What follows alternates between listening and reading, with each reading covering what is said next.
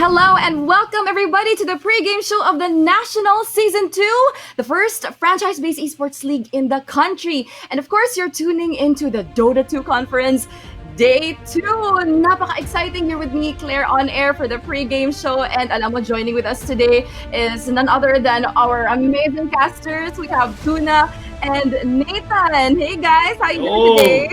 Yeah, perfectly fine. All good, all Very good. excited. Now, I know, Nathan, you were part of the casters for, especially yung first game natin sa day 1. So I think I'd like to start with, how do you think, now that you know how the teams are performing with our new league format, how do you think this is going to affect the rest of the whole entire season? Yeah, I think it gives a lot of chances for people to sort of learn on the go. Pretty much, a series of twos are always going to be like, oh man, we wish to be able to have that game number 3, to be able to let's say bumawi. Pero yeah, in this case, I think yung 2 games, it's always going to be great. It's always going to be a learning experience. I'm sure it'll make them a bit more hungry to try to beat the other team next time 2-0, to get the 3 points and whatnot. Comparing it to yesterday as well, of course, LP with such a strong debut up against Bren ePro. Unfortunately for Bren ePro, didn't do too well yesterday, but they will be able to, of course, learn quite a lot. Of course, laning. I think their drafts were okay. It really is just about laning and pretty much not giving too much away in the lane for me. But yeah, for LP, a great solid start from them. Yeah. True. And sa'yo, Tuna, do you have anything to say about, of course, the new format that's happening right now, especially sa mga players? How is it affecting them? I think it's gonna affect them greatly because, number one, LAN events are actually different from online events. So, pero yung para sa mga players kasi, they have to count this as a LAN event na rin in a sense kasi kumbaga nandiyan naman din sila, magkakasama sila, 'di ba? So kumbaga all they have to do is to adapt to the situation kasi iba pa rin talaga yung feeling na may nag-cheer sa inyo, iba yung nandun talaga sa arena, 'di ba? So it's kind of a mental thing na they have to count this as a LAN event pa rin even though it's done online. I like that. So it's actually a little bit more comfortable for them kasi, the pressure of being on stage and the pressure of the crowd being there. But then again, because Nathan was talking about what happened yesterday, so recap muna tayo a little bit. Of course, our first game was the all-women Bren ePro team against, of course, LPE. Tapos malakas na debut si LPE squad. Ano yung masabi niyo about the game sa first game for day 1? Let's start with Nathan. Yeah, again, like I mentioned before, really good start for LP. I think overall, maybe not the cleanest amount of Dota because there were times where they were a bit undisciplined, but I mean they'll take that as a very good start from them. Bren ePro, like I mentioned before, a lot to learn in their first series. They do have a rest day today, so they will be able to take a step back and sort of wait in the back line and say, oh, okay, let's see what the other teams are doing and give that, or at least use that as a little bit of an advantage to be able to learn a bit more. I guess for me, for me naman kasi siguro these 2 teams nga, di ba? It's their debut, their first time playing in the nationals. Di pa nila nakakalaban talaga yung iba pang teams. So nakita ko rin sa laban nila kahapon, it's a bit kind of a reactive kasi nga hindi nila alam yung playstyle ng isa, yung isa hindi naman alam talaga yung playstyle ng isa. And they could take this chance to watch the games ng mga ibang teams, just tulad nga sinabi ni Nate, di ba? To strategize and kumbaga gamitin nila yung mga tools na kung anong meron sila to counter out these teams. And with that, Tuna, how do you think Bren ePro could probably re-strategize and reformat how they parang play it, especially na naka-counter na sila against LPE? I think, siguro panoorin nila yung mga previous games nila with LPE, given that LPE is actually a new team. Siguro they have to stick to what they know, not to think about what they know or kung saan sila malakas, instead of think about how to counter the other team.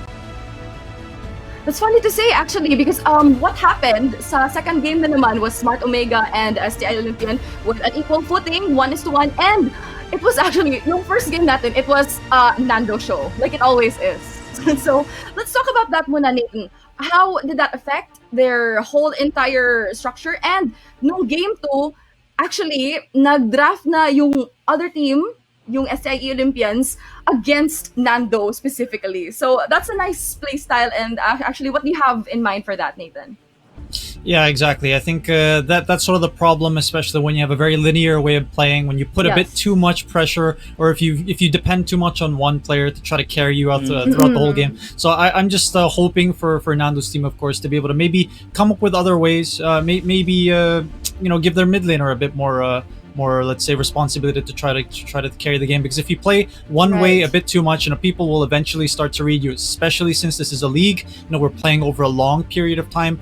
Players and teams will eventually be able to adjust. They'll learn. They'll understand. Okay, these guys play one kind of way. We can try to strategize against that. Maybe be a bit more greedy. Run two cores so that our two cores can out carry the opponent's one instead. So yeah, I guess for Smart Omega or their Nando's opponents, of course, they did eventually read them, and yeah, that series did end up going 1-1.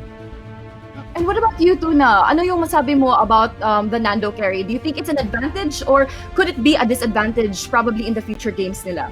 It's actually an advantage. Like, even though marami nagsasabi like they're a one-trick pony, without Nando carrying them, they're nothing. But I have to remind everyone, like, Nando brought a conference championship to Signal Ultra last year, using the Nando carry. Like, it's a Nando troll all the way, di ba?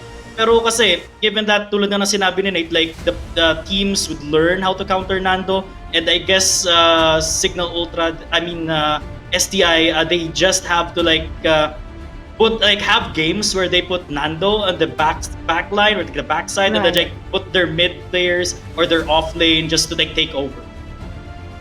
I love that. So it's really all about elevating every single person who's there, but then at the same time appreciating the fact that Nando is definitely a carry and it's a strong opponent to beat. Love that so much. And ayun, I want to nitpick your brains a little bit, especially with what you're going to be expecting for the entire season ngayon sa Dota Conference. Like the teams that are here right now, we have Bren Epros, Signal Ultra Warriors, Happy Feet Emperors, of course, Lost Auto Group, Playbook Esports, Smart Omega, SIE Olympians. Lahat sila, they're very strong in their own individual ways. But I want to know from your side, Nathan, who are you most excited for from all of those teams? Yeah. I mean, I'm looking at the teams right now. Obviously, one of the teams today that are going to be playing Signal Ultra Warriors, I feel like the experience that they do have outside the nationals as well, being able to play not just the Filipino teams, but being able to play teams outside of the country, like in places like Malaysia or Singapore.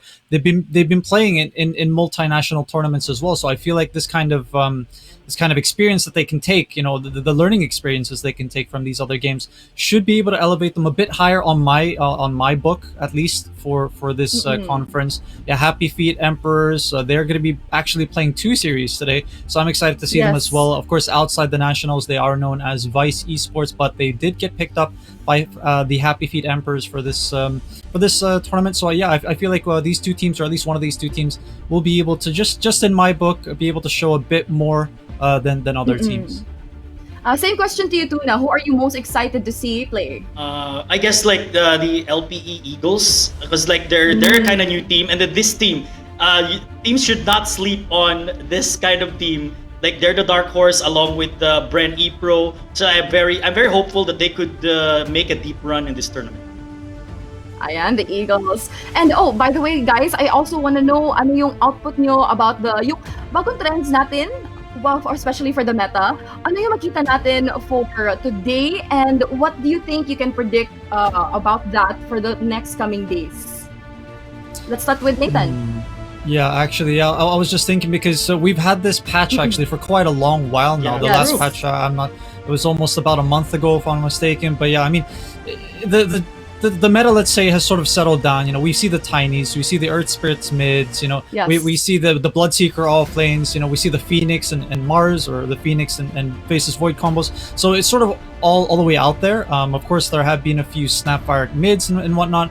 So I think overall, I'm actually not going to be surprised if, for example, next week there's going to be sort of like an announcement by Valve wherein they're going to say, oh, there's going to be a patch that's coming out actually, or maybe whatnot. So it's going to be a nightmare for us as well to be able to adjust, especially for the teams and the players to be able to learn once again, because in my opinion, it comes down to a lot of these top teams, especially in the West, like Team Secrets and OGs. They're usually the ones, the top teams that set the pace and set the meta in terms of like the heroes and in terms of the play styles, because right now I feel like every team has a quite good or quite above average and understanding at least of the patch and how it should be played.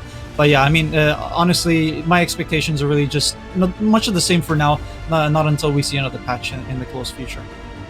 I really like that. And it's explained so well. And Tuna, my question to you is, magde-debut na naman si Happy Feet Emperor and also Signal Ultra Warriors. Ngayon, you guys are gonna be casting their first game, and afterwards na naman, LPE versus Smart Omega. So, it's a really exciting day for everybody ngayon. What are your predictions right now, as you can see, and as how you've, seen them play for the longest time? Let's start with Tuna, ikaw. Ito yung pinakamahirap na tanong kasi like there was Yes. this thing we call the caster's curse or the panel curse, but actually I have high hopes for Signal Ultra Warriors. They have James C, they've got Abat, a very fresh young core, and we got James C as well, who brought a win playing for Suwa Execration last year. So Yes. yung veteran factor ni James C, I guess kaya niyang dalhin dito sa tournament ito and into this series. Nathan, for you, the matches today, how are your thoughts? What are your predictions? Yeah, I'm just excited to see the debuts, of course, of the other teams that are going to be playing today, like the ones you mentioned, Happy Feet Emperors. They're going to be a bit of a disadvantage because they're going to be playing 2 series today, but yeah, excited to see all the teams play. You know what? We're all excited for you guys. And this is the Nationals Season 2 Dota Conference Day 2. Ang dami ng mga makita nyo ngayon. You have Tuna and Nathan, and I'm gonna be giving you into their very trusting hands. So stay in your seat and pakita nyo yung mga suporta nyo sa mga grupo and for all the teams who are playing today in the comment section below. And you know what? Get ready because we are starting the Nationals Season 2 Dota 2 Conference Day 2. Younger in a sense, like kumbaga kaka-start lang nila, it's gonna take some time for them to gel as a team, di ba? And then there's this one guy who's gonna be their glue guy, and I think di pa na-establish to ng Happy Feet Emperors kung sino man talaga yung glue guy nila. When it kumpara mo sa Signal Ultra Warriors, we got the glue guy, we got Van, di ba? We got Van, we got James C, na kumbaga like the one that glues the team together. But I guess eto na nga yung draft natin, mga kaibigan. Signal Ultra Warriors up against Happy Feet Emperors. Yeah, first bans natin, of course, na makita, it will be Snapfire, Bloodseeker, so yung mga heroes din na mention din natin. Pero Magnus, isa sa mga hero na nababan actually ng karamihang beses din kahapon, mapipick up naman sa wakas ngayon, Happy Feet Emperors. Isa sa mga medyo paborito din nila Iran. So expect natin mamaya-maya siguro na baka may Phantom Assassin or any hero na makakapag-benefit sa empower na itong Magnus na to. And I guess with the 7 ban setup, like mas marami ring chances dito yung Signal Ultra Warriors to actually ban core heroes. Tulad na sinabi mo, diba? PA, Troll, it works well with Magnus. Ember Spirit works well with Magnus. And like every single like carry late game hero works well with Magnus, if I'm not mistaken. Like a Faceless Void also works well with Magnus. Oh, yeah. So ang dami, kumbaga parang that's the dilemma mong iban against Happy Feet Emperors. Yun nga din Well, at least for Signal Ultra Warriors, since nagpakita na rin naman yung Magnus, pwede naman na siguro sila mag-run ng mga supports or maybe even isang core na mahilig mangulit sa jungle na kalaban. Kasi kapag may Magnus sa kalaban, i-expect mo na talaga na magkakaroon tayo ng maraming mga stacks. Pero Tiny, so sa mga paborito na naman ng mga Pinoy teams natin, Di mawawala. And I think mawawala. it's not gonna be banned as well. So, kumbaga, contested lang siya talaga as a pick. Diba? Oh, it's gonna be an Oracle pick here for Signal Ultra. You could go for Oracle Troll. Yeah, so medyo nakita rin natin, no? Yeah, I think yung Oracle medyo solid naman na pick dito kasi lalo kasi nakita mo na yung Batrider. Expect mo na talaga dito sa second phase na ibaban na ng Happy Feet Emperors, yung mga may pangtanggal ng lasso, may pangtulong kapag may mga RP or whatnot, diba? So I think Oracle, yeah, very solid pick dito coming from the side of Signal Ultra Warriors, while of course pine-preserve din nila yung Tiny na pwede maglaro ng mid, pwede maglaro ng support. And ito na nga, binana nga dito na Signal Ultra, yung Anti-Mage, isang hero din nag-work well with Magnus. And if you have an Anti-Mage with an early empower, like that works as a Battle Fury, sobrang bilis din makapag-farm ng AM. Kaya kumbaga precautionary measures lang din for Signal Ultra. You don't want to fight against an AM din. Oo nga naman. Isang hero din na syempre pwedeng tumalon sa backline Oracle, lalong-lalo kapag na-pick up andyan na kaagad, Happy Feet Emperors. Alam nyo na, kailangan ng talunan lagi yung Oracle sa backline. Kasi kung hindi, magko-commit kayo sa mga core, sabihin natin, let's pick yung carry ng Signal Ultra Warriors na ilalaso natin. Andyan na naman yung Oracle sa backline na makakatanggal ng garanti. Kumbaga, nabwisit na kaagad kung paano kayo nag-initiate. So yeah, Oracle, most probably high priority target. And now I guess Happy Feet Emperors, you're taking their time on that fifth ban, which is a Venomancer. Venomancer. Radiant team's turn to pick. And isang mabilis din na Beastmaster ban dito para sa side ng Signal Ultra. And we got a Faceless Void on our hands, mga kaibigan, on Signal Ultra.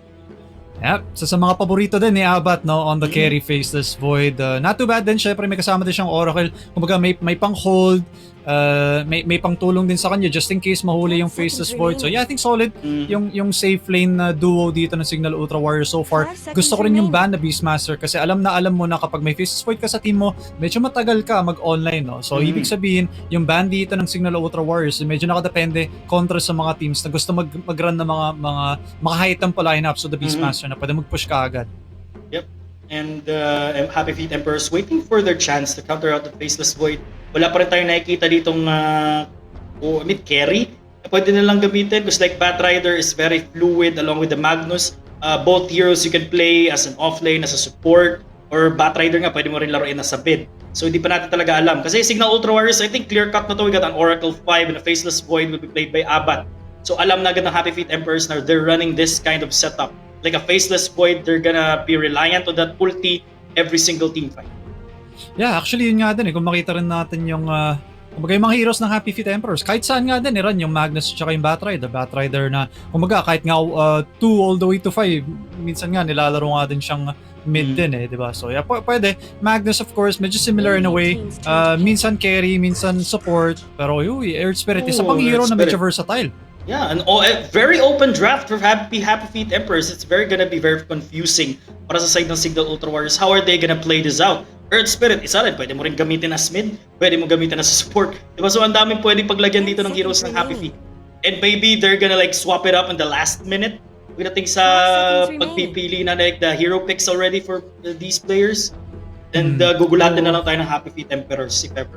Yeah. For Signal Ultra Warriors, siguro medyo na-expect na natin dito off-lane na ipipick dito para kay Van, and it will be the Legion Commander. Yeah. Isa pang hero na sabihin natin, okay, fine, na-go yung Oracle, no? Sabihin natin yung Earth Spirit, yung nakapag-go sa kanya, na silence, hindi tuloy siya makapagbitaw ng mga skills niya. At least, andyan din yung Legion Commander na pwedeng kumaga secondary or backup na pwede makatulong din sa Faceless Void kung ma-lockdown din siya na wala din sa Oracle yung sa positioning para makatulong din. So Legion Commander. 5 seconds remaining. So the first 10 minutes, first 20 minutes, kailangan mabigyan mo na agad to ng dual damage. It's like any later than 20 minutes na wala pang dual damage yung Legion Commander, medyo mahihirapan na rin siya dito bumers down ng heroes. Selling Happy Feet Emperors. Happy Feet Emperors answering with a Timber Saw. And we did not see this coming. Signal Ultra Warriors, wala silang pang burst actually. Yeah, siguro bukod lang sa Oracle no, na pwede makapag-purifying flames, pero even then, kailangan mo pa ng extra pa. So Tiny, not so sure kung kaya niya maglaro ng Signal Ultra Warriors ng mid na Tiny tuloy. Baka i-force na lang i-4 to and maybe pick up something like a Lina na pwede makapag-burst down sa Timber Saw or something. Maybe even Pugna kung talagang gusto niyo maglaro doon na medyo mabilis-bilisan. Pero for now, Happy Feet Emperors, medyo solid yung draft. Although, kailangan na rin na mag-decide. I think kung paano first off ililane to mga to kasi sa sobrang open, parang pati nga din ako, hindi ko rin sure kung saan ilalagay yung mga heroes na to Pero I think carry na lang ata yung kulang dito ng Happy Feet Emperors. Isang hero na siguro makakasulit ng Empower dito ng Magnus. But again, for a caster like me, di ba, like, the later a Timbersaw pick goes, like the higher my respect for it. At 4th pick Timbersaw, I have 80% respect dito sa Timbersaw na to. It's enough. It's more than 50. Pero always like every last pick Timbersaw, I guarantee it's gonna take a game. Pero Timbersaw na 4th pick, not bad. Kasi nakita naman natin dito yung lineup ng Signal Ultra Warriors. But again, they still have a chance. Tulad ng sinabi mo, to pick up a Lina, to pick up a Pugna, something just to counter out this issue. But Timbersaw na very, very tanky hero. Oo nga naman. Pinana yung Pugna. Kung makita nga rin natin, yeah, okay, there we go. Yeah, so mga heroes na medyo okay. Lalo, I think yung OD not too bad din kasi yung tago, no, sabihin natin, okay, fine. Somehow, no, yung Oracle, yung Legion Commander, incapacitated, hindi sila makatulong. True. You know, lubog mo na lang. Okay na rin na naman yun. But yeah, I think overall, kapag sabihin natin tumaba ng sobra itong si Faceless Void neto ni Abat, no, pwede rin. I think kung makapag-chrono kontra sa isang Timber, so siguro yung mga items na titignan ko ngayon is MKB, Mask of Madness, diba? na BKB para lang din talagang matulungan din yung sarili. I think kahit na naman i-go yung Timbersaw, pero depende pa rin na naman. Timbersaw kasi pwedeng maganda, as we see of course si Abat nag-hello lang din sa camera. No, andyan din, hello nga din sa kanya. Yeah, pero yun nga, yung Timbersaw pwedeng maging sobrang ganda ng start, or kapag pangit naman din yung magiging laning niya, pwede maging disaster for the whole game kasi Timbersaw playing from behind, not so good. Yeah, again, binana rin dito ng Signal Ultra yung Troll Warlord. Again, a hero that works well. I think that works best against the Magnus. So, ayaw na rin nilang harapin tong hero na to kasi nga manapakasakit sa ulo nito. But Happy Feet Emperors will pick a Life Stealer as their last pick. Sobrang dami niya pwedeng sakyan dito Timbersaw, Earth Spirit, Batrider, Magnus. All 4 heroes call for a high mobility setup, high mobility lineup. So yung tempo ng Happy Feet dito, I guess sobrang high din. 10 seconds remaining. And again, hindi pa rin talaga natin alam kung saan magpupunta kayo Magnus, Batrider at saka yung Earth Spirit. Pero sa ngayon, siguro nakadepende rin naman kung ipipick dito ng mid laner ng Signal Ultra Warriors kasi again, andun na pa rin yung pwede mag-run ng Tiny sa mid. Pero kung titignan mo rin kasi yung mga heroes ng Happy Feet Emperors, medyo makunat men medyo mahirap talaga i-gang. Siguro maybe yung Batrider yung kaya lang talaga ma-burst down ng Tiny, and even then I mean, maybe even Lifestealer kapag talagang makakuha ka ng mga agang Blink Dagger from the Tiny. But I think mid lane yung ipipick dito ng Signal Ultra Warriors. Something na, maybe may silence para kontra sa isang Lifestealer, pero hindi. Slardar? Wait a minute. Are they gonna play Tiny mid? Legion Commander? Mid Legion Commander. Oh, yeah, mid there we go. LC. Okay. So it's yeah, gonna be a mid LC up against a mid Magnus. Okay. Yeah, okay. Medyo nakita ko rin naman. I think yung Legion Commander, no, kapag kasi i-compare mo yung offlane at saka yung mid na Legion Commander, kapag ilagay mo kasi sa mid yung Legion Commander, syempre, mas makakakuha ka ng farm, mas makakakuha ka ng experience, and medyo similar in a way kung paano maglaro din yung Tiny, no? Makakuha din siya ng Blink Dagger, pwede siyang gumak, pwede siyang makakuha ng mga dual damage wins, diba? Yun yung maganda rin Pero for a Tiny, yeah, I see kung bakit yung Signal Ultra nag-run sila ng mid na Legion Commander kaysa sa mag-offlane at of course mag-mid na Tiny. And I think with the Slardar pick, sobrang ganda niya kontra sa isang Lifestealer. So I think overall, Signal Ultra Warriors, kahit sabihin natin medyo nahirapan ata sila basahin niya yung heroes na ipipick dito ng Happy Feet Emperors, I think eventually nakakuha din naman sila na medyo okay din na lanes. And I think for Vice Esports, Happy Feet Emperor on the other hand, I think overall okay din naman yung lane nila. Maybe magkakaroon tayo ng mga lane switch ups just in case kasi nga alam naman nating lahat yung Lifestealer medyo mahirapan nga ng onti sa Slardar, and I think yung Timbersaw kasi okay din siya versus sa Slardar din So I think we'll see, pero most likely ganun nga yung magiging lane matchups natin. Kung hindi malilipat-lipat yung mga heroes dito ng Happy Feet Emperors, I think Signal Ultra Warriors medyo mas solid nga lang onte na laning phase. And the game is on, the draft is in, and this tournament is under the supervision and regulation of the Games and Amusements Board. Now, talking about carry ng magkabilang team. Faceless Void up against a Lifestealer on a late game situation. Yeah, I think late game situation parati mo talaga ibibigay sa isang Faceless Void yun Kasi Lifestealer, I mean, strength hero siya, pero hindi siya ganun katanky. Medyo item dependent itong hero na to. Pero, ang maganda rin kasi dito sa Lifestealer nito is pwede siya maglaro na medyo mas mabilis. So I think yung oras, medyo kalaban ata ng Happy Feet Esports dito. Pero for Signal Ultra Warriors, I think basta naman gumawa sila ng konting space, maganda para sa kanila, or at least mas maganda para sa akin yung late game nila. And there we go. Let's check in with our teams. Starting for Signal Ultra, we got James C playing Legion Commander. We got Abat on his Faceless Void, Ares Tiny, Van on Slardar, and Grims playing Oracle. Dito naman sa side na Happy Feet Emperors, kompleto yung mga display photos nila Pero Lucify will be playing the Earth Spirit. Zenki naman sa kanyang Batrider. Bob, of course, will be playing the Magnus mid. At mamaya na muna natin introduce yung mga ibang players kasi nagkaroon nga lang ng onting pause. But hopefully, hindi nga na siya magiging malaking issue din. But gusto ko lang din pag-usapan din kasi nakita nga rin natin Magnus versus Legion Commander sa mid lane. I think not too bad para sa isang Legion Commander sa totoo lang. Siguro kailangan niya ng pag-ingatan yung skewer possibility na pwede mangyari kasi alam naman nating lahat na pwede kang mag-shockwave, skewer pabalik sa torre, masakit. Masakit. Tier 1 tower. Early levels, tira nun. And ito kasing klaseng matchup na to, hindi natin nakikita araw-araw to Magnus Legion Commander, di ba? So usually nakakita tayo ng Ember Spirit, Storm Spirit, Void Spirit Lina, Void Spirit Queen of Pain, Ember Spirit Queen of Pain, Pac Queen of Pain. Yun yung lagi natin nakikita. Ito hindi everyday. Kaya sobrang exciting ng matchup na to. It's a very unorthodox mid lane matchup. And feeling ko dapat ito yung tututukan natin pagdating dito sa game na mismo. Yeah, actually, yun nga din eh. Especially since yun nga din yung naging feature players natin for the series. Yung dalawang mid laner natin, of course. Si Bob versus si James C. But again, yeah, yung matchup na to actually, hindi ko sure 100% kung para talaga siya gumana. I think okay lang naman to para sa isang Magnus kasi yung maganda kasi kay Magnus is meron siyang empower, di ba? Lalo kasi since core, pwede rin siya mag-retreat sa jungle at pwede rin mag-farm ng mga stacks or mag-farm ng mga neutral camps. So, yeah, para kay James naman on the Legion Commander, I think okay lang. Depende rin siguro kung ano yung ipa-prioritize yung skill. Pero, I mean, Legion Commander, minimum nga din siya dati na pwede nga rin siya mag-jungle, diba? So, I think okay lang din naman yung dalawang mid laner natin. Sabihin natin, okay, yung isa, medyo may hirapan lang ng onte na mag-last it or makapag-deny. Andyan din lagi yung jungle para sa kanila. But yeah, I mean, we're talking about yung carry matchups din natin between the Faceless Void and the Lifestealer para na makapag-expound din tayo habang nakapos yung laro natin. Is of course, kapag magkaroon na ng magandang items itong Faceless Void, most of the time, pipili lang siya ng hero na kung sino yung gusto niyang target, kakrona niya, and dapat mamamatay siya sa loob. Mamamatay na agad. I think meron din naman siyang follow-up damage. Of course, dyan din yung Purifying Flames. Dyan din naman yung amplification ng damage din ng Faceless Void with, of course, yung corrosive haste ng Slardar din. So I think overall, kung team fight-wise, medyo aasa nga lang ng onti kay Abat. Pero si James C, I feel, kung magkaroon siya ng magandang laro or at least decent yung laning stage niya, most likely Signal Ultra Warriors para sa akin yung game number 1 natin dito. Alright, and I guess ito from the early game coming into the mid game, kasi nakikita natin lagi, if it's a support Magnus, kumbaga magiging focused siya dun sa carry niya. Now that it's a mid Magnus, how possible ba na lagi niya nabibigyan ng empower dito si Sir?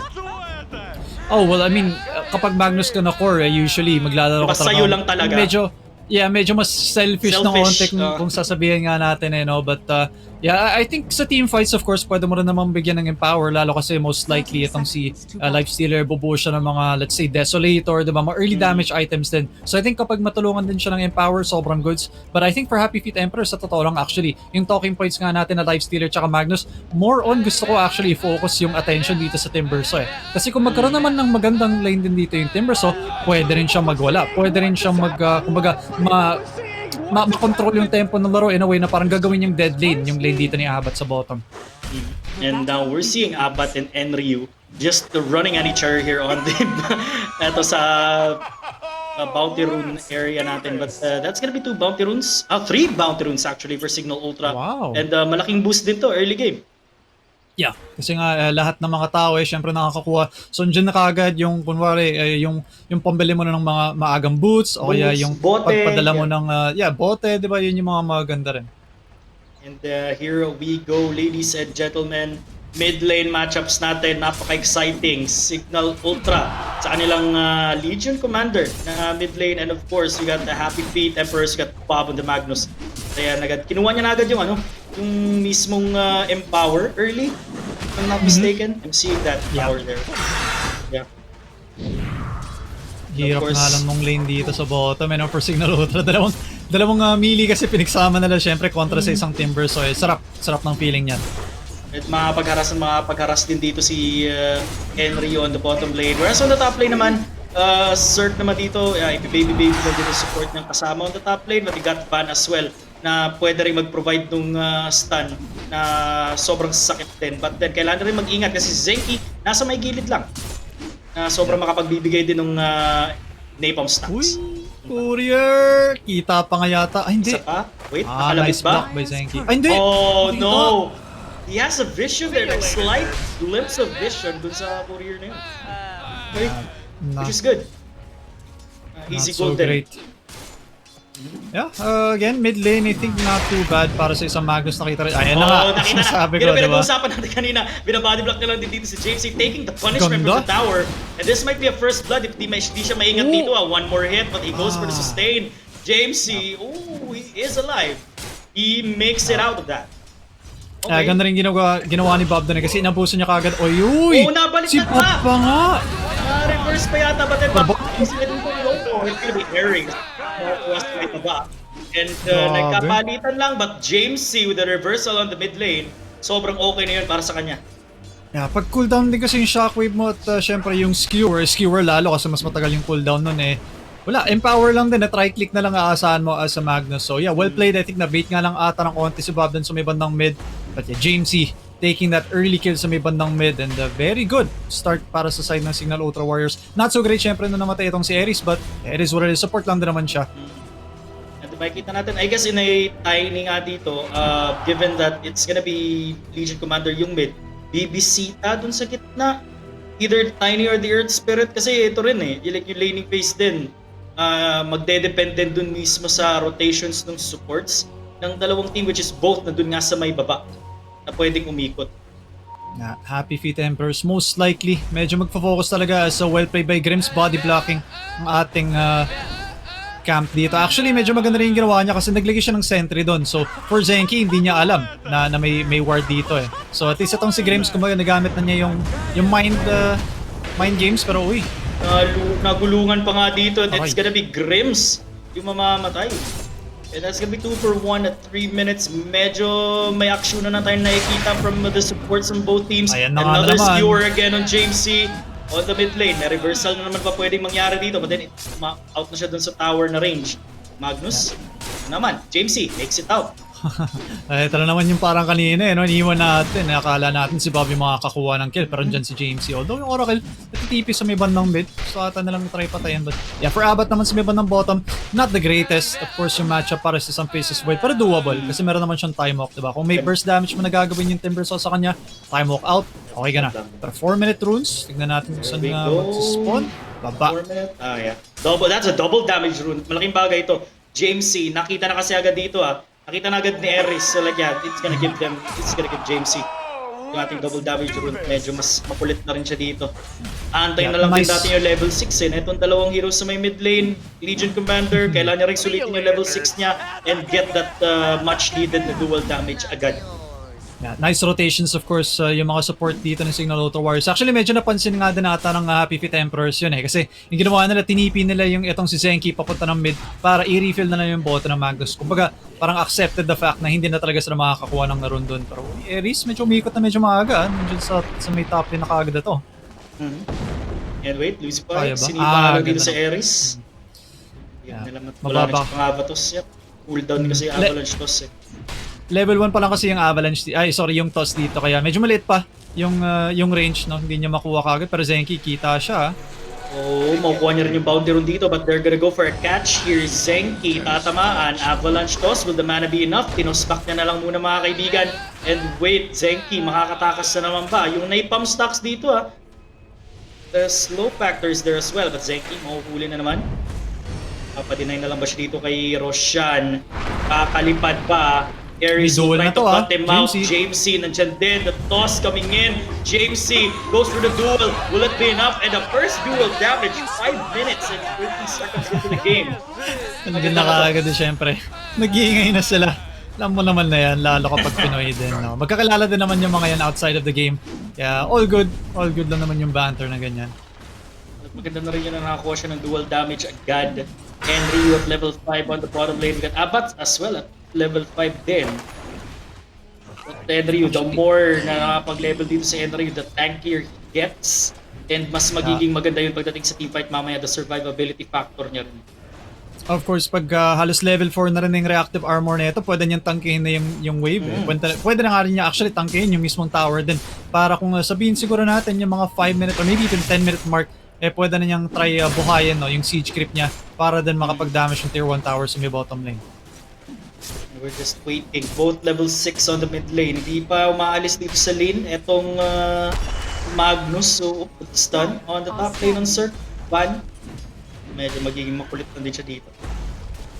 Kulitin niya lang din. Medyo nakakainis lang siguro yung napalm stacks pero maganda rin kasi dito yung ginawa ng Signal Ultra is kaya nila yung nilagay yung Oracle sa may bandang top kasi alam na lang dito maglilane yung Batrider, di ba? So para hindi magkaroon ng sobrang bad time itong si Van, nilagay na lang itong si Grims para walang kill potential na pwedeng magamit dito ng Happy Feet Emperor sa may bandang top. Pero expect natin yan na nga yung mga stacks para sa Magnus, no?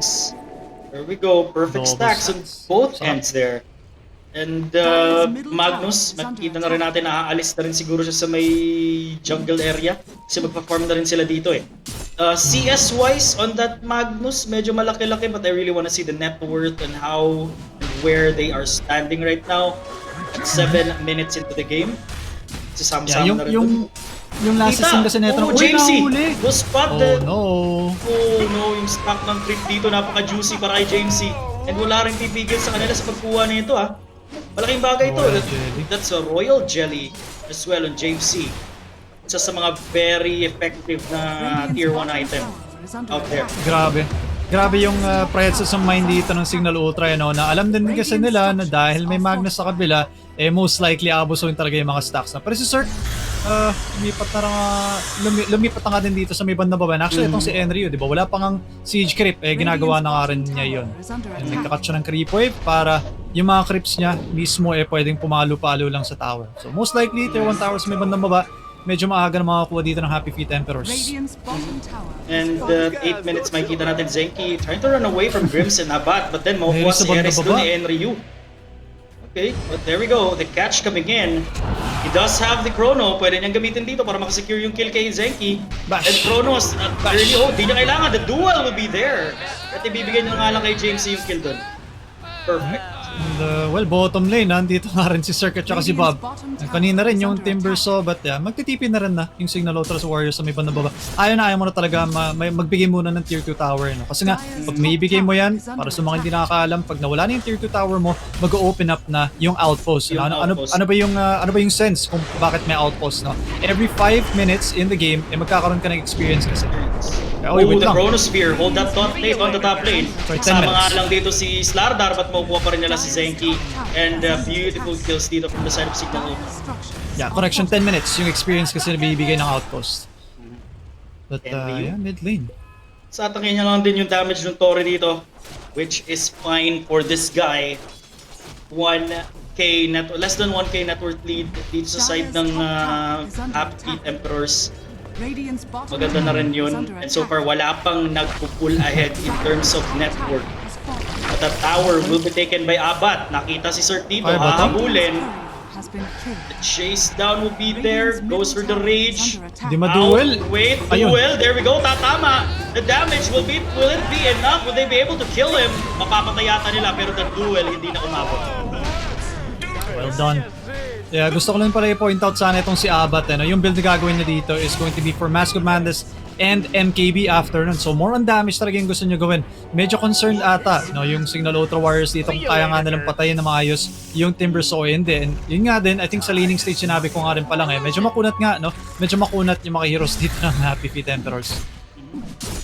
So far, 5-3 and tingnan natin dito. Top 2, top 1, nag-aagawan lang sa top 1, top 2 dito. Itong Faceless Void, pati itong Magnus.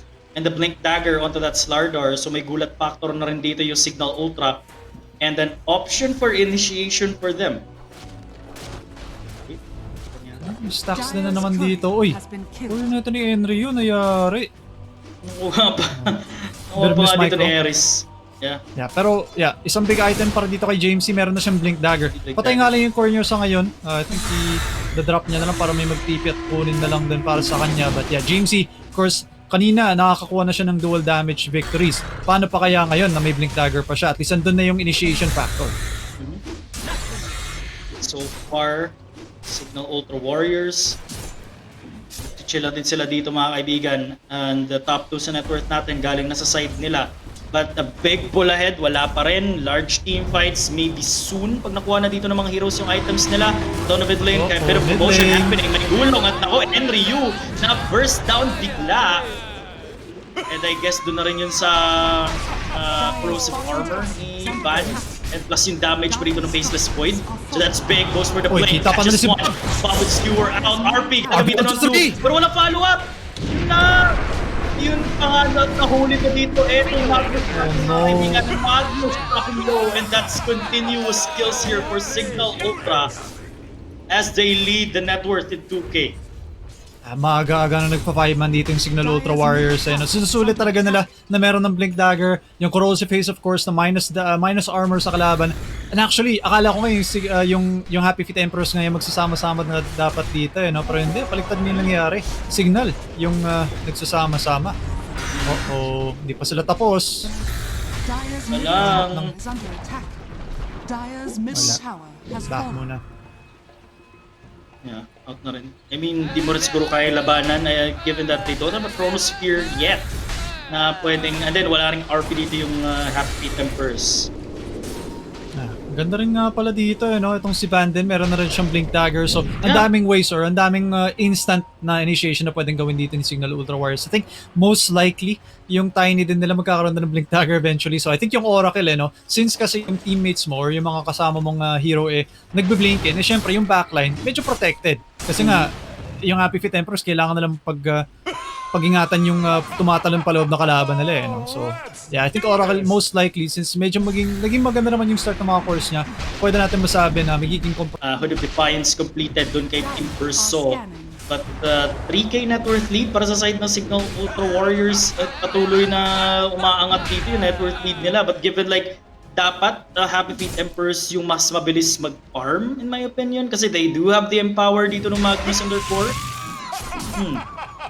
Yeah, yung actually kung wala nga yung power, feeling ko mas malaki nga yung network lead dapat dito ng Signal Ultra Warriors. Na it's more of the fact na yung map control sa ngayon, especially since nawala na yung tier 1 mid and tier 1 top tower dito ng Happy Feet Emperors. At saka yung factor din na nagsasama-sama na maaga dito yung Signal Ultra Warriors na nakakakuha sila ng mga medyo pabor talaga sa kanila na team fights para smoke up. Medyo delikado si Bob at si Lucify. Yeah.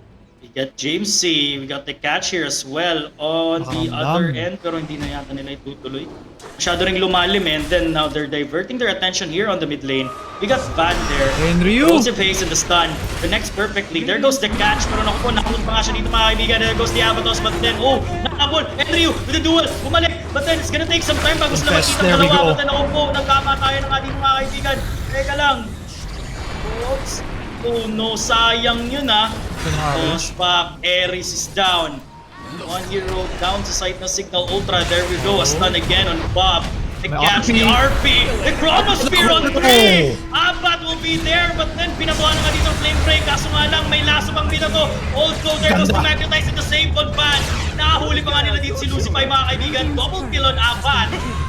And they are not yet done. They want more. The mega kill on James C. They're gonna burst down Henryu and a double kill para dito kay James C. Signal Ultra killing 4.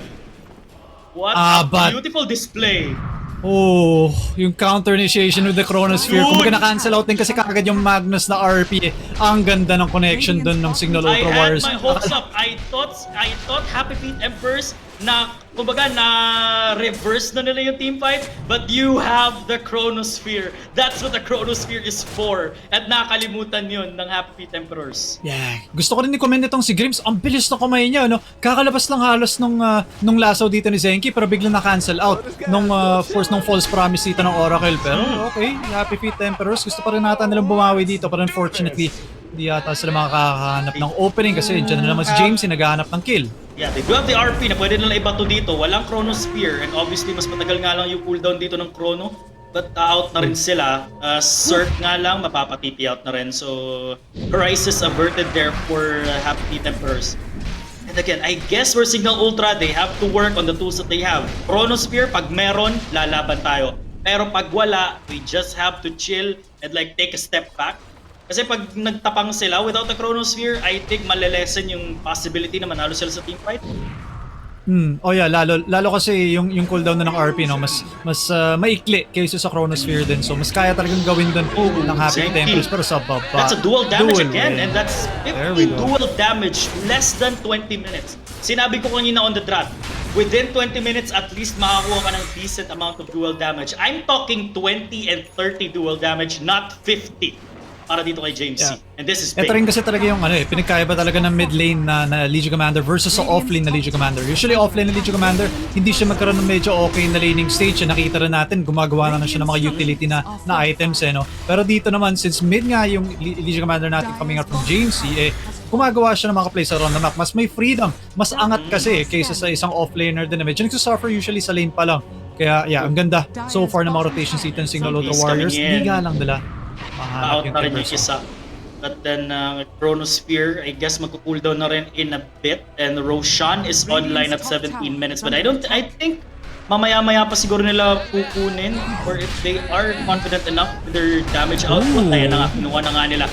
Kasi they do have ban, meron na rin MKB dito etong Faceless Void, so why not Alam ba to ng Happy Feet Emperors? They are converging. May sakay Okay, si there Bob. we They go. have the RP. This is gonna be big if they pull this Ganda off. positioning ni Aries. Oo, ganda nung pang zone out niya. Aries blinks in, goes for the Uy! avalanche, Bakit catches nahuli? free. The toss coming in. Pero pinasabog na agad dito mga Nag-Chrono kaibigan. na. Etong, it best bomb. Na naman, Chronosphere tatlo! on 3 again. Aban. That mentality, RP gagamitin. At There yung goes the makasama, stun. Ito, yung makasama. malaban. The toss, hindi sila makalabas. Look at this. That's all no, Magnetize ginamit na first na naman si Henry. They're gonna catch Oh my Lucify. God. Takbo. And again, 4 heroes down. They forced the buyback on Lucify. They're gonna catch this guy. They want a piece of him. And that's 18-5 plus ang Ocean Aegis. Ang ganda sana nun. Kung siguro sakto sana yung timing dun ng RP, no? Kasi hindi naman nagkukulang ng Yeah. AoE damage dito yung Happy Feet Emperors. Pero of course, andun na naman si Abat with the Chronosphere. Ang ganda na naman ng initiation dun dito ng ng Signal Ultra Warriors. Very well played coming out from them.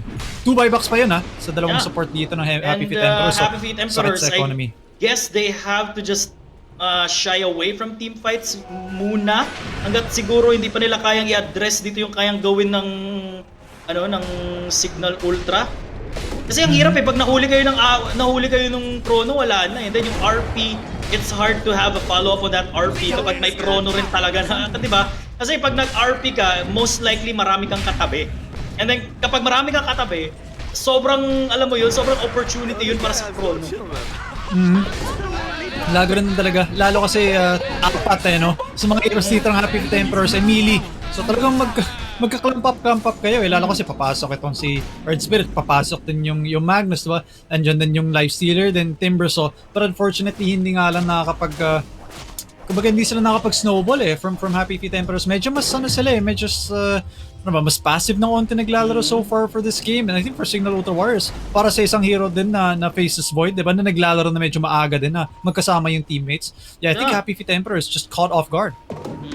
Hindi mo rin na-expect talaga. I was expecting a Lifestealer going online early dahil nga dun sa Magnus Empower and Magnus taking over from early to late game or like early to mid game. Pero hindi ko nakikita ito so far kasi Signal Ultra, they pretty much figured it out against the Timber. So James, he knows how to play a Timber. So might as well, he also knows how to counter it out. True. Ay. Paano ka makakabawi dito? At mahuli pa si The duel Zenki. coming in! But the damage is gonna be enough. That's a solo kill right there. At 7, now puts him up to 70 duel damage. Yeah, And doon sa syempre, taas yata, may pagpatas. nangyayari din mga kaibigan. There goes the nga, blink nahuli. in. They're gonna catch Magnus. the Magnus na skewer. Meron pang gulong dito mga kaibigan. Teka lang Aray po, ko. papatay nila yung Magnus. Bob Sapa. dropping low Boom. and James C will take that last hit there. Thank you very much. Henry yung out na lang muna. May huli din. But sir, na solo kill ni Apat Solo kill dito. sa baba. And they're gonna kill another one. There goes the toss from downtown. Henry Yu is dead. 4 heroes down again on Happy Feet Emperors. Wala rin silang bawi doon. Wala silang return kill. My goodness. Itong si Abat, solo kill yun kontra sa isang Lifestealer, men.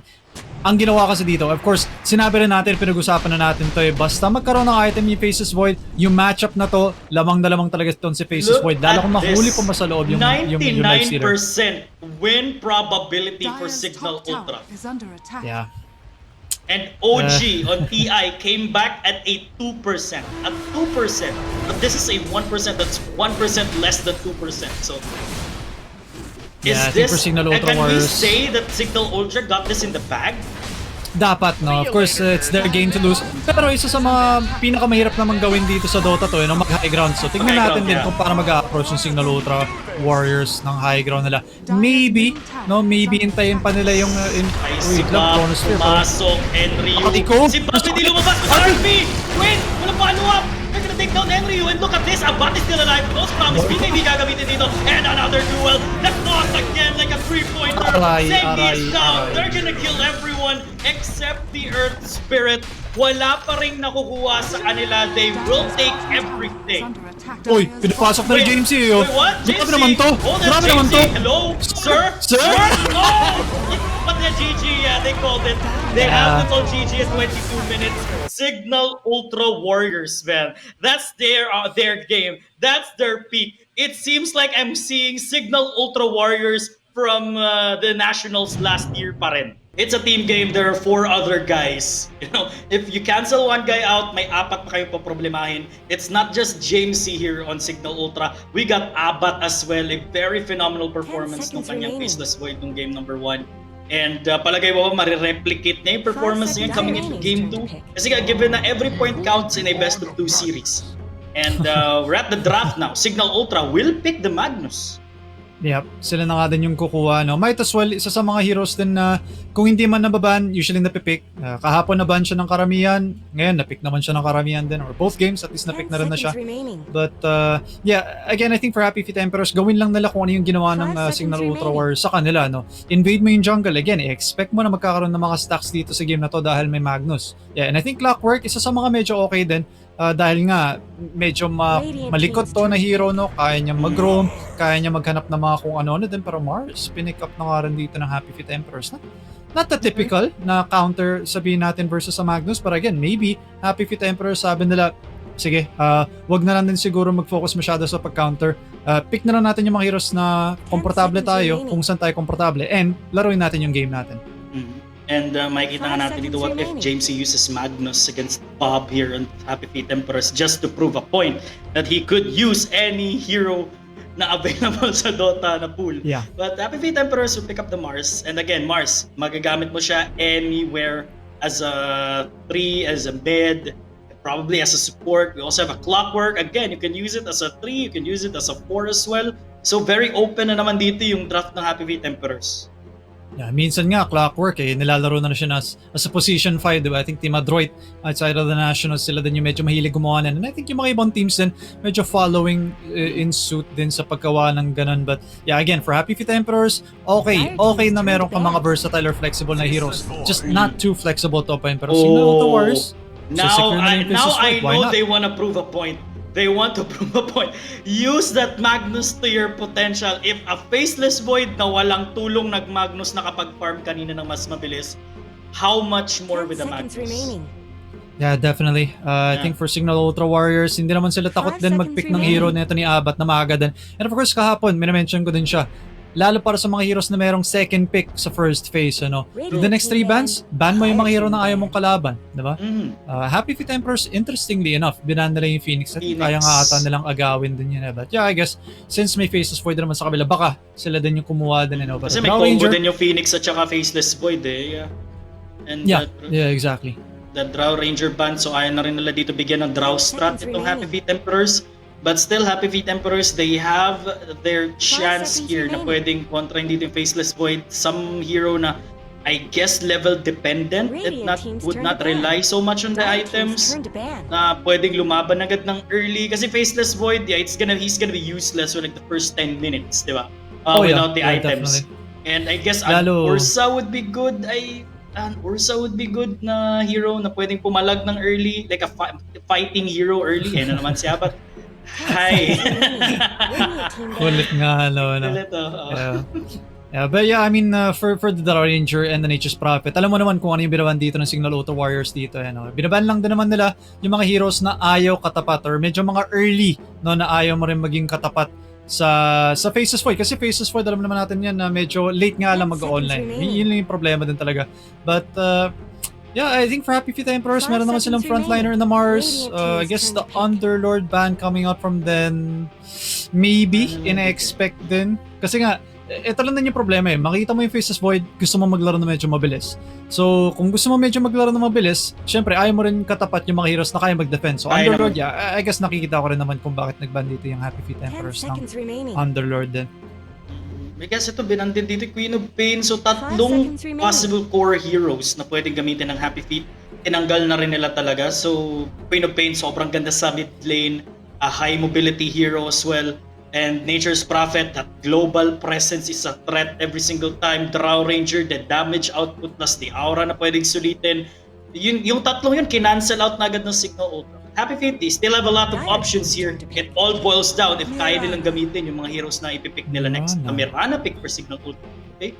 Okay, sa ngayon, wala pa naman talagang ano ba, pang setup sa Arrow for Signal Ultra Warriors, pero Mirana okay lang na naman kontra sa isang Mars kasi, or actually okay din siya kontra sa Clockwork din kasi kaya mong tumalon sa labas or mag-leap palabas ng Cogs, kaya mong mag-leap palabas ng ulti nito ng Mars. Yeah, I think overall, okay din naman yung Mirana pick dito dahil lang talaga na medyo mahirap siyang patayin and doon na naman yung roaming capabilities, kaya niya namang mag-arrow din ng mga siege creeps. Never a bad time na magkaroon ng Mirana sa isang team. But an Enchantress pick for Happy Feet. Okay. I mean, good pick up na rin dito pagdating sa, the laning phase, within sa laning phase, sobrang maharas din to with the impetus. So, anyone na makakatapat nito, magkakaroon talaga ng problema using consumables na mauubusan din siya lagi. Yeah, I think interesting yung Enchantress pick dito. Gets ko naman yung Happy Feet Emperors na gusto nyo i-stabilize maybe ng konti yung laning phase nyo. Pero as an Enchantress, medyo ayaw mo yung may Mirana sa kabila Lalo kasi, di ba, kaya mag-araw ng Mirana, patayin kagad yung creep dito ng Enchantress Doon pa naman kumukuha ng lakas yung Enchantress lalo sa early. But yeah, I guess bukod na naman sa ganun, andun pa rin din yung silbi ng Enchantress na pwede makatulong talaga sa laning. Kaya niya rin namang tumulong sa pag-push din kagad, which is gusto mo rin versus sa isang Faceless Void. So, I mean, gets ko kung bakit, but yeah, na-surprise lang ako since may Mirana sa kabila.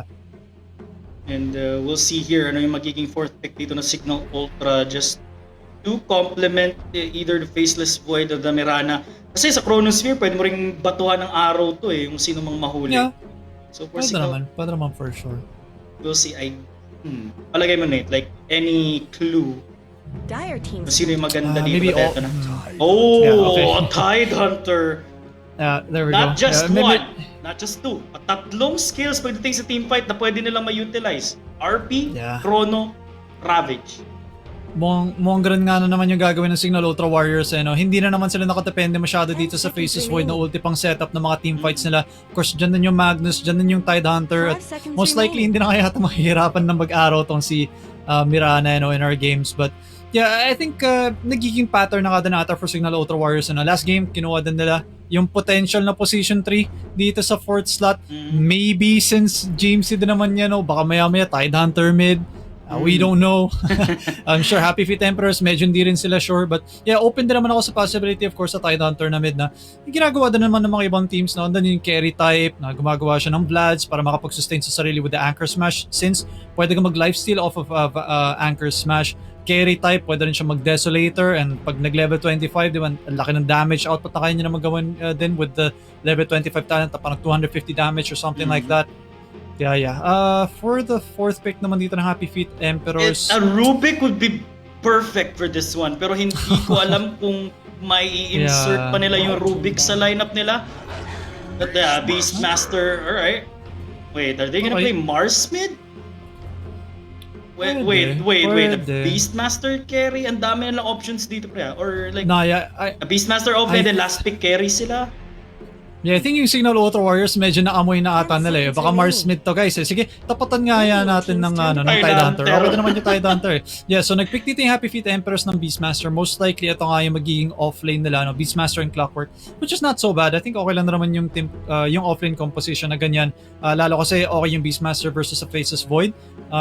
Faceless Void, medyo mas mahirapan siyang sumabay sa board damage of course. But kung sabihin natin yung Faceless Void kasama niya yung Mirana, all the more reason na ma-arrow mo din yung mga creeps na ganito, diba? Arrow mo yung creeps natin na Enchantress, or arrow mo yung boar sa early. Sulit yung gano'n kasi marami naman binibigyan experience. But yeah, Troll will be banned. Sa bagay, nag-ban din kasi dito yung Happy Feet Emperors ng Bat So might as well tanggalin mo na lang din yung Bat. Pero Chen ban, wow.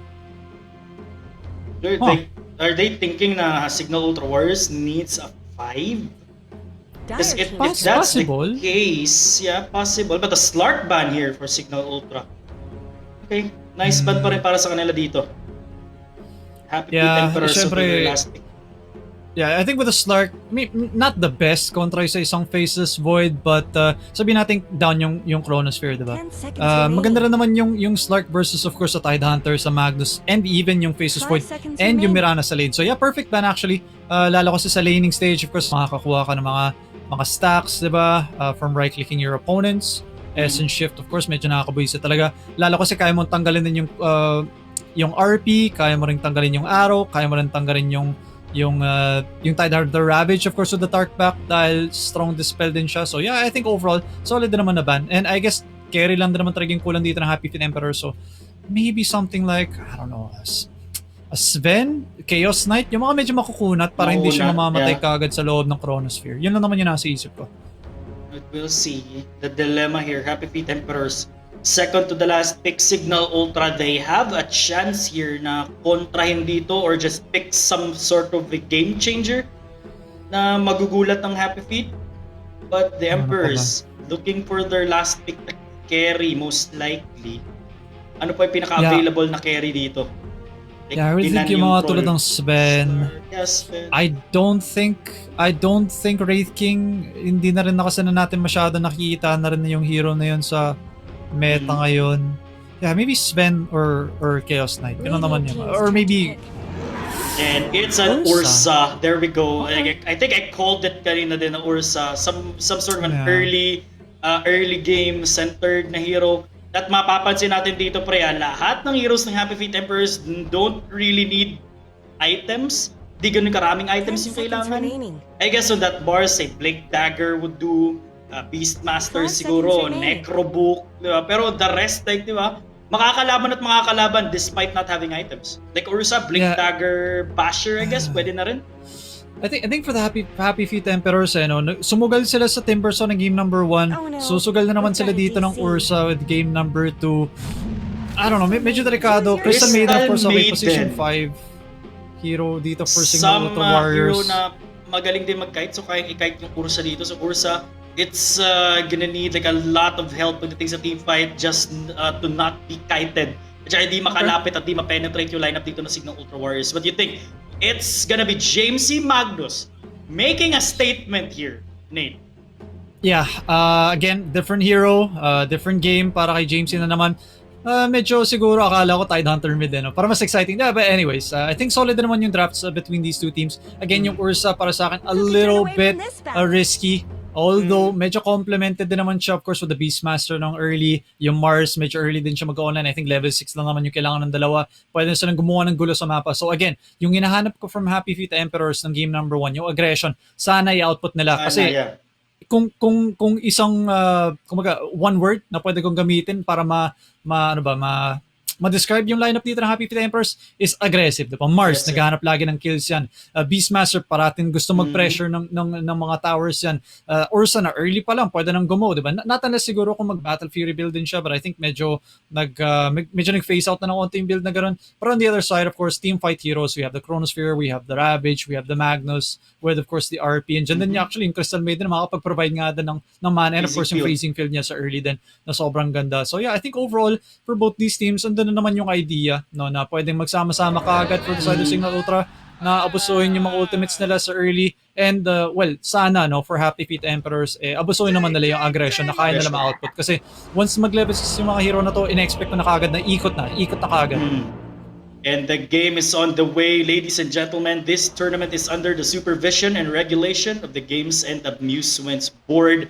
Let's get going dito. Game number 2, makakabawi ba itong Happy Feet Emperors? Now, starting off with Signal Ultra, we got James C. playing the Magnus. We got Abbat, Faceless Void, Eris Mirana, Grimm's Crystal Maiden, and Van will be the Titan. Dito naman sa side ng Happy Feet Emperors, of course, we do have Lucify sa kanyang Clockwork. Bob will be playing that Mars mid. We do have Cirque sa kanyang Ursa na carry. Zenki naman sa kanyang Enchantress. And of course, Enryu, last but not the least, will be playing the Beastmaster off lane. And sobrang exciting tulad nga ng sinabi mo, di ba? Aggression. Para naman sa side ng Signal Ultra, hindi sila mauubusan ng ulti pagdating sa mga teamfight. One teamfight, sabihin natin Ravage, Chrono yung gagamitin. The next teamfight, we got an RP and the Freezing Field, diba? So they could mix it up. It's gonna be very confusing para sa side ng Happy Feet Emperors ngayon na ano gagamitin nila this teamfight. Well, are they gonna use the RP and the Chrono, or are they gonna use the Freezing Field Ravage, diba? So kumbaga yung kung paano mo kasi each ulti dito kailangan counterin mo rin ng something else, di ba? If it's a Chrono, kailangan hiwalay kayong lahat, di ba? Even hiwalay kayong lahat, aabutin kayo ng Ravage. Alam mo yung ganun? So the dilemma will be there sa Feet Emperors as well. Yeah, I think yun nga din, kung paano mag-layer din ng skills yung Signal Ultra Warriors mamaya-maya. I mean, siguro kung mag-run ka naman ng ganito, alam mo, pero arrow will come out straight away. Aggression, there we go. Wait a minute, there we go. May huli nga lang tayo dito mga kaibigan on Lucify, but will it be enough to go for first blood? Nope. And bounty runes as well. Dalawa na yung nakuha dito ng Happy Feet Emperors. Signal Ultra. They'll try to get one for them. There we go. So it's gonna be a 2 for 2. Compared mo sa game number 1 kanina na 3 for 1 in favor of Signal Ultra. And again, ito na naman ulit yung matchup ha. Not the type of matchup we see every day. Again, napaka-unorthodox. Magnus yan, nakikita naman natin sa mid, but yung magtapat actually, dalawang heroes ito, yun para hindi natin nakikita araw-araw. The Arrow will miss you on the top. Yeah, straight away, well, even din mag-miss mga heroes, and okay din kasi nahuli niya rin naman yung range creep. So, yeah, balancein ng the lane para maabuso mo din yung pag-pull din kung gusto mo. But, yeah, so far makita rin natin, of course, top, mid, and bottom, yung mga lane matchups natin. Sa bottom, yeah, I think for Abat, medyo mahirapan nga ng Onte versus of course yung over. But, ang maganda kasi, may kasama kasing Crystal Maiden. No? So, itong si Grims, maybe fine. Itong si Ares, wala siya dun sa may bandang bottom para ma-arrow. But at least yun na naman yung, yung skills dito ng Crystal Maiden para ma-burst down kaagad itong mga boar ni Enryu. And makikita natin, ito, kasi early game talaga na centered yung Ursa and will most likely fall off pagdating ng late game. So yung time frame dito ng Happy Feet Emperors, it's gonna be limited. Diba? Palagay mo like an estimate like ilang minutes dapat kailangan nilang madurog dito yung Signal Ultra. Yeah, I think maybe even 20 minutes into the game, dapat lamang na sila kasi kung hindi, alam naman na natin, lalo itong mga pro player, bilis na mag-farm. They faces Void, na sabihin natin may empower pa, potentially. Bilis-bilis mag-farm na. And nakita naman natin game number 1, it's evident without the empower ang bilis na makapag-farm. How much more dito game number 2? CS-wise, nakikita natin lamang dito yung tatlo. Sa side ng Signal Ultra Warriors, you got 999 across the board here on all their 3 cores. And Mars 7-1. Medyo malaki lang yan. Ay, lamang na ng konti dito. Ito Magnus ng isa. But still, early game pa naman, 2 minutes. It's not gonna be enough to judge the performance of a mid lane. Yeah. Here we go, Lucify. Yeah, isa sa mga heroes then I think yung Clockwork na okay lalo kung mahuli mo yung Crystal Maiden no. But yeah, we'll see. Of course, itong si Grims mag-iingat din siya sa positioning niya. Nicely done of course. Blinak nila yung big camp. Akala kasi nila siguro na yung Enchantress yung maglalaro may bandang babae no. But yeah, for now, medyo stable lang din naman yung bottom. I think naging okay din yung lane dito para kay Abat kasi nga yung Frostbite nakaya mong iba to from the Crystal Maiden kontra naman sa mga board. And mapapansin din natin dito, again, Ursa, tulad ng sinabi mo, aantayin natin yung level 6 para makapag-ikot. We're gonna wait for that spike. Again, the level spike. Abat makukuha dito agad sa may bottom lane and that's first blood, 1 in the board for Happy Feet Emperors. Medyo naubusan lang ata itong si Grims ng mana para makatulong dun sa carry niya. Unfortunately, I think si Abat nagtry ata siya mag-time walk for efficiency. Nabuso nga lang dito ni Enryu at ni Lucify yung cooldown nga. So Grims. Go na naman. Will this be another kill? But there we go. Yung boar, yung masyadong makating boar. And ito yung kailangan din talaga ng Emperors Kailangan nila na itong lead na to. And they don't want to waste it. But the spear connects on Jamesy. But still, Jamesy will survive on the mid lane. Hindi na sibat na mga Islam. But yeah, here we go. Aggression, diba? Yun naman talaga yung hanap ko dito from the side of Happy Feet Emperors. Mamamatay pa nga yung career neto ni Zenki sa may bandang top. Tatama sa Ursa, Mirana, makapag-leap out, goes for the TP. Yep. Okay na rin sila dito somehow at 3 minutes. Like just a minute, 2 minutes kanina, lamang sa CS dito. Ito, wait lang. Mamamatay yata si Jamesy with a rotation from Lucify. Beautiful rotation coming from Emperors. Yep. 4-minute bounty rune, 4-minute power runes din. Makakuha dito ni Bob. So nice gank, of course. Eto na. I was screaming for aggression. Yun din yung nakakuha ko. Medyo mas gusto ko yung pinapakita dito ng Happy Feet Emperors ng game number 2.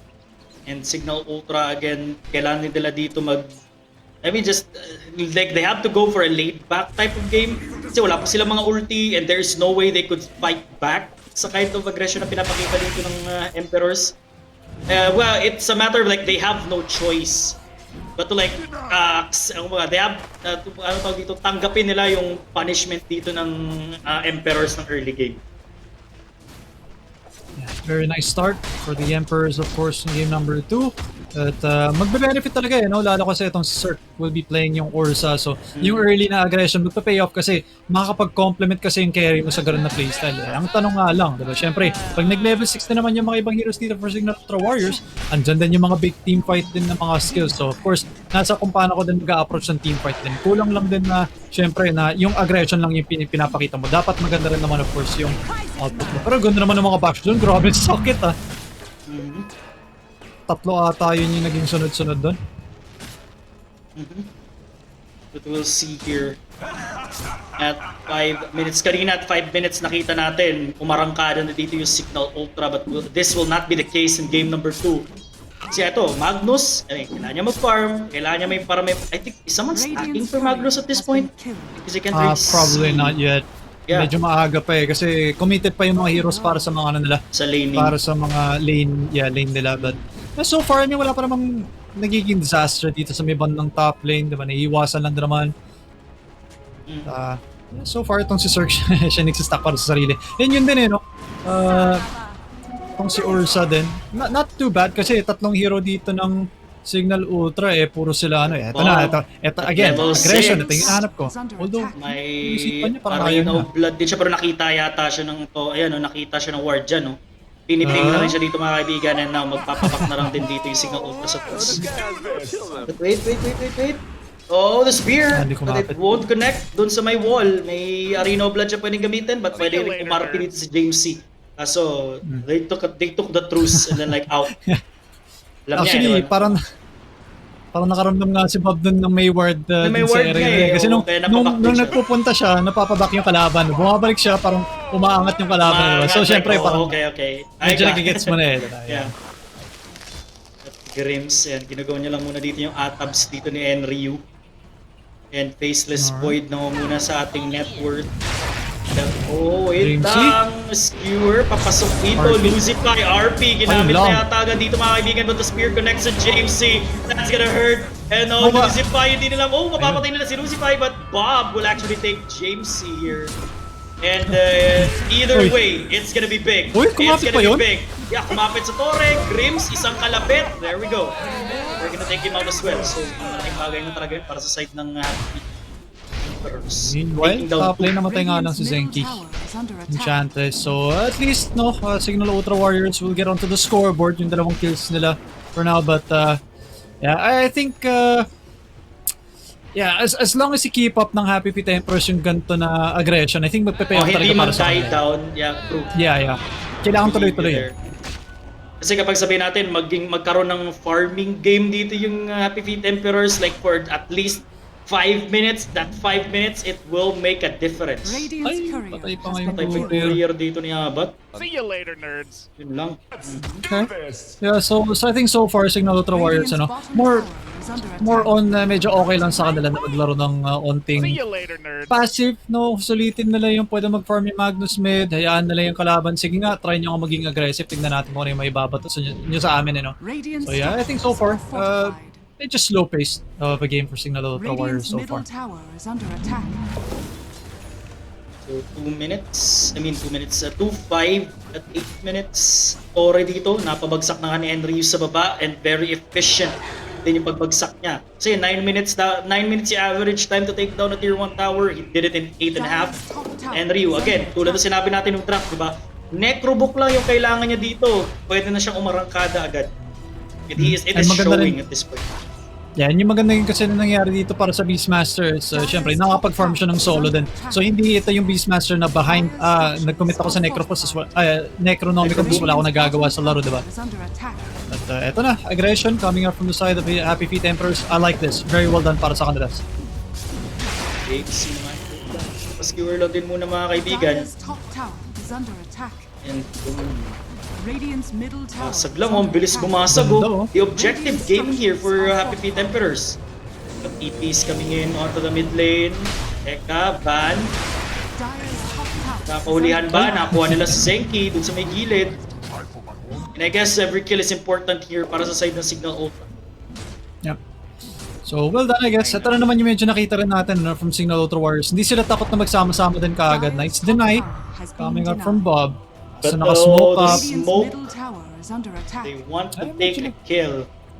Huh. Nakapag-scan kung nakita yata at pumula. Teka, Oo nga eh. nakita yata yan. In the the roar connects to James C. Look at the damage the RP gagamitin. But will that be enough to save himself? Oh, nice skewer out. Big Legacy. big ult there. And Smart level kay pa James C. ng region. Sarap. Yeah, but so far, yun nga, I think for Happy Feet, again, medyo tunog broken broken radyo na ako dito, pero kailangan kasi talaga tuloy-tuloy ng ganito eh. Kailangan mo pa rin sulitin na malakas kayo mag-teamfight sa ngayon. Hayaan nyo na may Ravage sila, meron silang Chrono eh. Kasi makunat na naman kayo eh. Shot, the spear, the combo here from Lucify and Bob will take down Ares. Just of the Chrono, pero I doubt he has the items. Meron lang siyang madness dito na pwedeng ibato. Kailangan din lang makakuha ng kill. Kasi the best of 2 series, again, every game counts. As much as possible, i-2-0 mo. Kasi 2-0 means 3 points. A 1-1 means 1 point each. Sayang palang bridge dito. Almost in Zerk? Waiting, Zerk, I think na-comboan din dito ni Banat ni Abat. Ravage, di yata Chrono lang. Okay. Necrobook level 2 na, 1 Beastmaster. Sabagay, isang Ursa din makapag-pop ng Enrage. Medyo malambot din eh, no?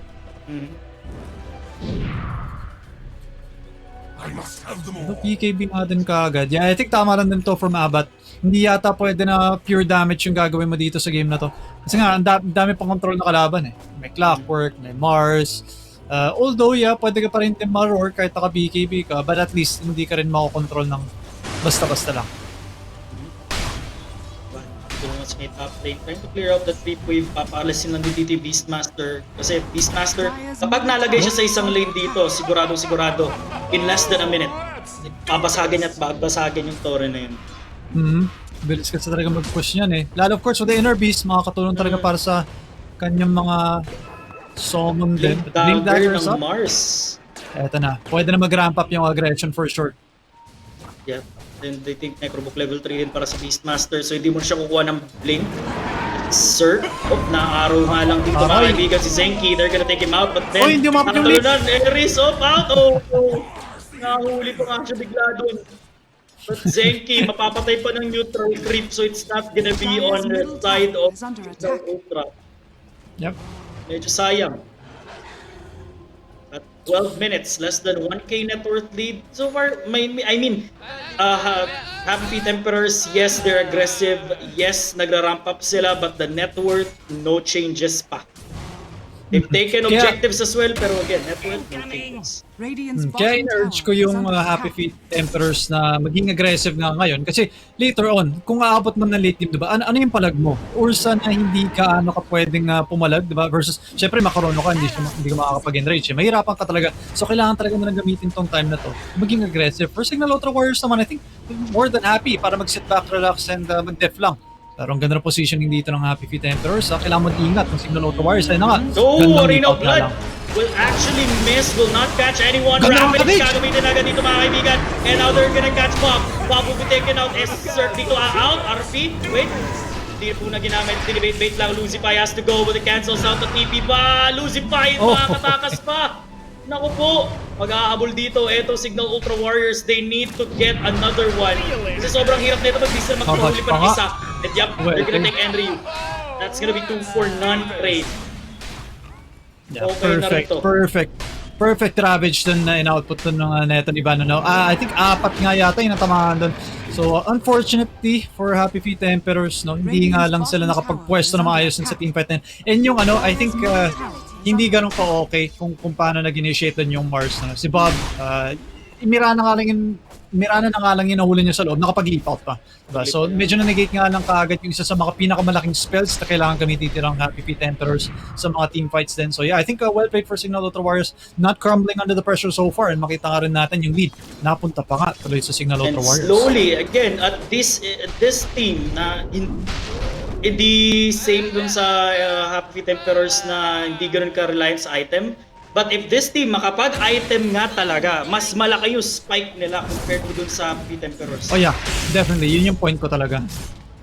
So meron ka pang mid laner din itong si Jamesy na damage medyo masakit talaga output niya ng Magnus yan. They used the Ravage kanina, RP di yata nagamit, Chrono Spear nagamit na, but on team fight wala pa. Pero pag ginamitan sila ng Chrono dito, I can tell like it's gonna be disaster for Happy Feet Emperors pag hindi nila na kontra yung Chrono. Kailangan i-kite nila yung Chrono, i-kite nila yung Ravage, i-kite nila yung RP. Although, ito, Happy Feet Emperors back at it again. Alam din kasi na walang Ravage, so might as well, malakas pa rin naman kayo mag-push. Although, Araw, hindi pa natamaan si Aray. Tick na yun, Kita nila si Bob, they have the vision there on Bob, but lalaban ba sila dito? May Chrono sila, paparating na yata dito yung Magnus, pati yung Faceless Void, minamarkahan na din. And they are actually pinging them out na mag-abang dito kasi baka may tao.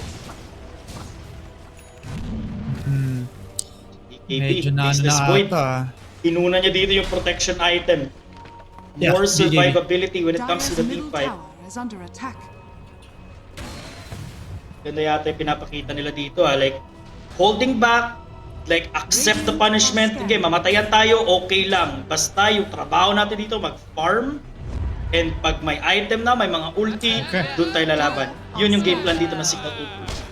Yeah, nice smoke up from Happy Feet Emperor. Kaso naka-smoke up din nga pala yung Signal Ultra Warriors. Nasa isip ata dito ng Signal Ultra Warriors na nag-rush yung kalaban. Kaso nasa loob lang. Hindi naman nag-rush.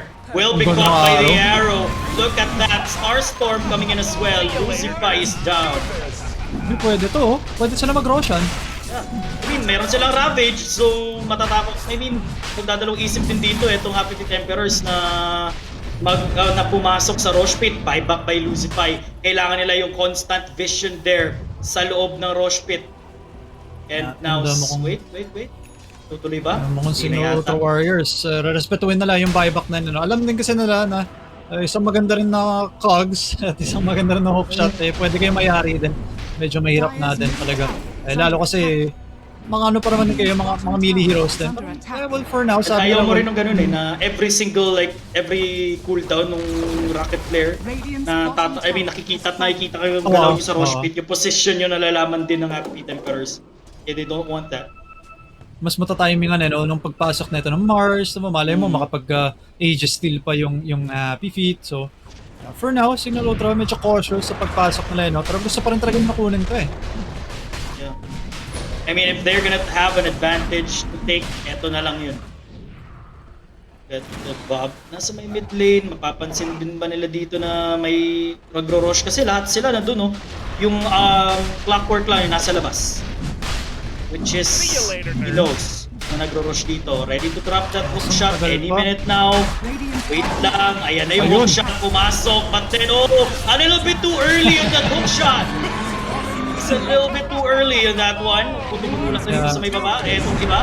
Chrono Spear ginamit agad. Will catch Beastmaster. And now may follow-up ba? May magsasave? Wala po. And apat on a killing spree. Puts him up 4K net worth lead. Yeah. Ito yung rason kung bakit ko pinupush talaga na magsama-sama ng maigi yung Happy Feet Emperors. Kasi kung umabot na sa point na medyo pwede nang tumim fight na yung Faceless Void, medyo mahirapan na kayo.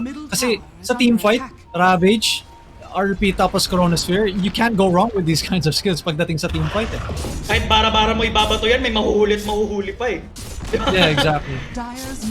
Siguro, ang pinaka-pwede na lang gawin dito ng Happy Feet Emperors is makahintayin na lang din sa point na okay, commit na lahat ng mga ultimates nila, buyback tayo, try natin maghanap ng team fight. Pwede na naman yung ganun, but again, risky. Battle Fury on Ursa makes him farming ready but not combat ready to a point na kaya niya team fight. It's like a Battle Fury, mapapabilis yung farm niya, but then Signal Ultra, they are done farming. They're done farming. I mean, meron na nga rin Aegis at ang si Faceless Void, so ibig sabihin natang si Abat pwede na talagang sumama. So medyo na-late nga lang yung timing ng onte, I think ng Signal Ultra Warriors compared sa game number 1. But ready pa rin sila mag-commit ng ganito. Kasi alam din naman nila na, guys, eto lang naman kung paano gumana yung team fight natin Alakas natin, bakit natin hindi aabuso Medyo similar na naman sa game number 1, na-late nga lang yung onte, yung pagsama-sama nila. Because again, the aggressiveness ng Happy Feet Emperors nandun nung early game. But eto, the aggressiveness, I mean, there goes the hook shot. I guess that's a thing here now. Makakapatay sila dito mga kaibigan. At makukuha pa yata nila dito si Eris, but he goes for the leap out. Survives the onslaught. Cancel. Oh, di ba cancel yung TP? Oh, muntik. Kaso too late para sa outpost. Sa bagay, nagawa na rin naman ng trabaho na yan siguro doon ng clockwork. Well played. So no experience yung makakakuha dito ng Signal Ultra Warriors in terms of outpost, but at least makakabawi din naman with a few bounty runs. 9-7, 4K net worth lead on the side of Signal Ultra. And Ryu, dito sa may top lane, dyan naman yata siya tutulak. Habang yung Faceless Void, bibili na ng MKB. Lapit na rin na. Less than 2K na lang yung kailangan niya para makabuo dun sa item na yan. And actually, kung after nga makabuo ng MKB to, not sure kung paano nga sila makakapag-sustain ng damage na yan eh. Kasi again, yung pang team fighting kasi dito yung Signal Ultra Warriors, so syempre nakatayo lang kayo eh, papalo talaga yung damage ng Faceless Void eh, masakit talaga. We'll see. Lahat ng ulti online sa magkabilang team.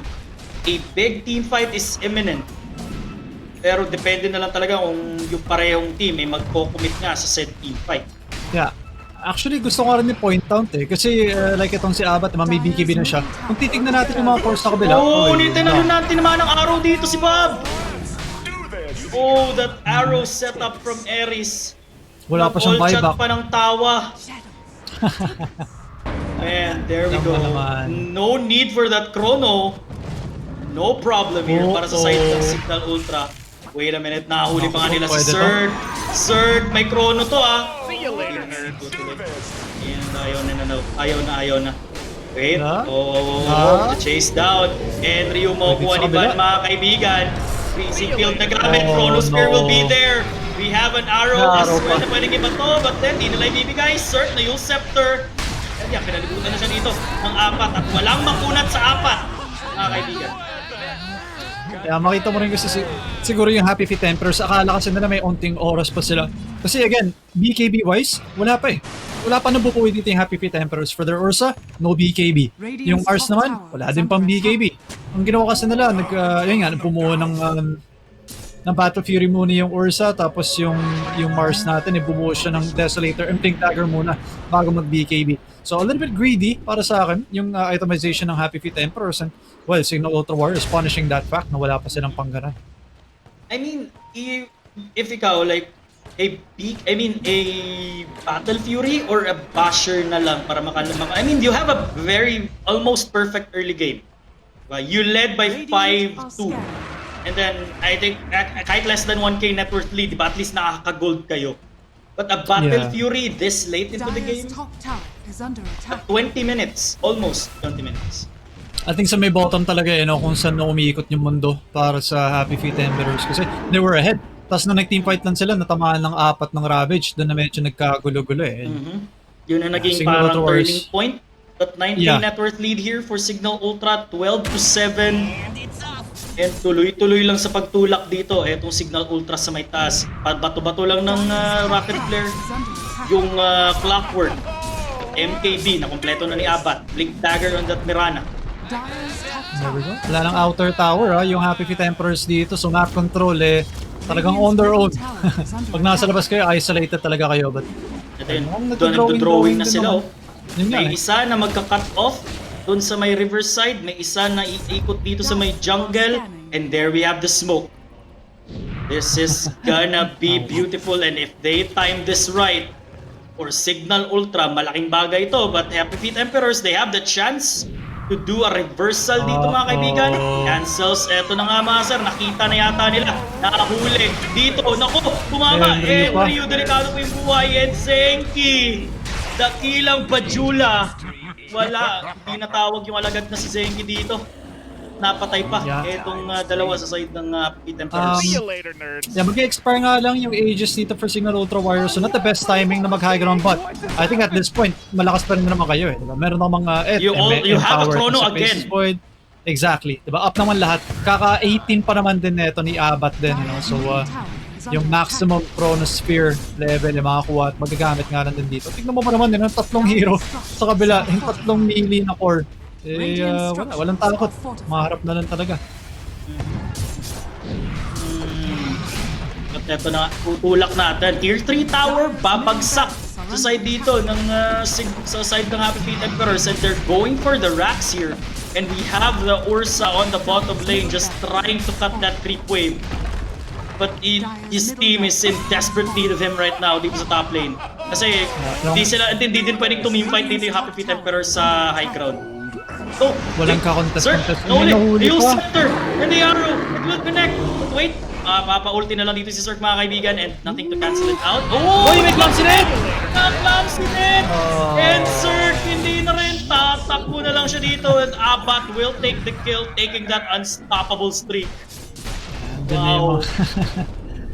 Doon na yung mga tips, of course, na alam din naman natin na darating talaga. But yeah, for Happy Feet, kaya kanina talagang pinupush ko diba? Pinupush ko na maging aggressive sila kasi eventually mamimiss talaga nila yung timing nila kapag like you said, masyadong... diba, I asked you for a time limit, a time frame. You said 20 minutes. Ito 20 minutes. Yeah. It shows. So mahirap na talaga pumalag at this point. Maybe ang pinakapag-asa mo na lang is hope for the best na may mahuli ka sa roar, tapos matuloy-tuloy mo na ma-burst down yung isang hero maybe na hindi pa makapag-BKB ka. So, dalawa. Tamaan na araw pa. The arrow connects to the RP. RP. And beautiful goodness. Against Jamesy with a double kill. Signal Ultra. They're just running the floor here. It's gonna be a Signal Ultra show. Kung STIE Olympians may nando show, eto. It's a Signal Ultra show. Naman yun. Zenki, mahanap pa siya. Glimmer Cape, at least makapag-out na naman. But, the arrow. I think... kita pa sa TV yan. Ayun na. Nagkikita na si Zenki. Here we go, TV out. And na-yung scepter pa mga kaibigan. And yep, that's a dead Enchantress right there. Alright. Paano na mega kill? Zerk, nahuli na naman ng dalawa dito. May Chrono na pwedeng iba to. Nilapag. And Ryu with the roar, but it's gonna be too late. Na-late pa. No. Hila ng skewer.